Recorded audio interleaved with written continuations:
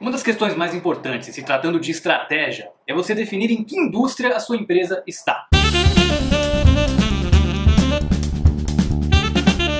Se você pensar, por exemplo, numa startup, ela pode dizer de repente que está na indústria de software.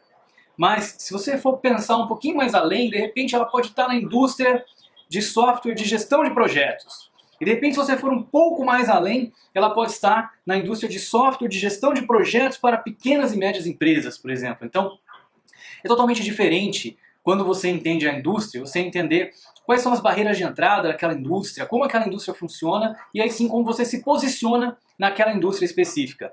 Para dar como exemplo, tem um case muito interessante, que é da Harvard Business School. E eles dizem o seguinte, eles contam a história lá na indústria americana de entregas. Hoje a gente tem praticamente duas grandes empresas lá nos Estados Unidos. Uma delas é a FedEx, a Federal Express, que todo mundo que assistiu lá o filme do Náufrago com o Tom Hanks vai lembrar da FedEx. E temos também a UPS. Quem já pediu alguma vez uma entrega, uma encomenda na Amazon, recebeu pela UPS. E são duas empresas muito grandes, uma indústria que já está muito bem formada, e é extremamente difícil de você criar uma nova empresa nesse segmento, porque quem conhece esse mercado de entrega sabe que você tem que praticamente ter um aeroporto, você tem que ter aeronave, você tem que ter um hub nesse aeroporto que recebe encomendas de todos os lugares, aí você separa as encomendas para depois despachar de novo para diversos outros lugares, tem que comprar muito patrimônio para conseguir ter uma empresa que atue nesse segmento, nesse setor. Então, analisando um pouquinho desse mercado, você entenderia que não tem mais espaço para ninguém. Especialmente porque as duas empresas, elas acabam, de certa maneira, já hoje brigando por preço. É muito barato você enviar uma encomenda de um lugar para o outro, e eles enviam encomendas para qualquer lugar do mundo, né? E assim, se você contratar lá a FedEx para enviar uma encomenda, sei lá, para o interior do Texas, para qualquer lugar que você imaginar, eles vão dar um jeito de entregar e de levar lá, naquele local. E aí surge então, no meio desses dois gigantes, uma organização chamada Airborne, que nasceu com a necessidade de levar flores para o Havaí, né, de avião. Flores é um produto extremamente perecível, se você não entregar muito rápido, aquilo estraga, né? E essa empresa nasceu, só que ela nasceu se posicionando não na indústria de entregas, que entrega qualquer coisa para qualquer pessoa em qualquer lugar, né? Como se posiciona a UPS e a FedEx, que entrega para pessoa física, pessoa jurídica, faz entregas recorrentes, de documentos, de pacotes enormes, de pacotes pequenos. Não, a Airborne, ela se colocou como uma empresa que faz entregas para empresas, para negócios recorrentes, então faz entregas recorrentes e em grande volume, em grande quantidade. E apenas esse segmento, esse tipo de cliente que ela atendia. Então ela não se colocava como na indústria de entregas simplesmente, de uma maneira mais generalizada. Ela entendia exatamente em que mercado que ela queria atuar, em que nicho que ela queria atuar. Isso é extremamente importante porque, uma vez posicionado nesse segmento, ela conseguiu ser muito melhor para aquele segmento específico do que as gigantes.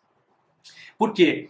Ela só fazia grandes entregas. Fazendo grandes entregas, o que acontece? Você consegue reduzir muito custo, porque você precisa ter menos aeronaves, você não precisa ir para lugares, né, que você vai fazer poucas encomendas e vai ter custos muito altos para poder ir até aquele local.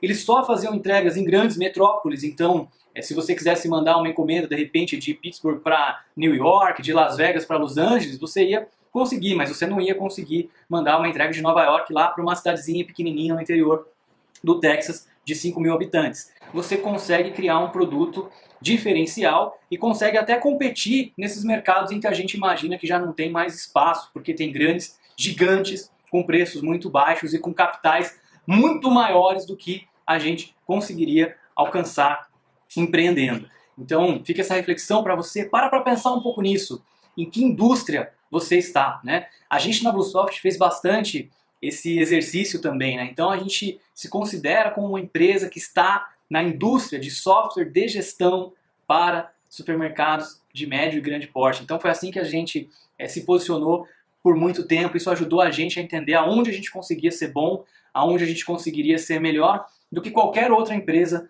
do segmento, porque a gente ia entender e atender muito bem aquele público específico. É claro que isso tem que ser dinâmico, né? Uma empresa é viva, ela está sempre mudando, está sempre se reinventando. De repente surgem oportunidades de atender novos mercados, de ampliar esse segmento, esse nicho. Isso é saudável, isso pode ser bom também para a sua organização.